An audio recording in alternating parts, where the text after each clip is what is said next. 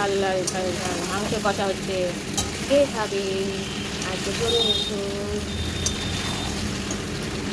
কে আমি আগে চোখে দেখা পেয়েছো? বাবাই দেখো আমার বাবানকে, আমার বাবা এটা, এটা আমার বাবান, পুষ্টি বাবান। আর আমি এদিকে মাংস আর হচ্ছে তরকারি।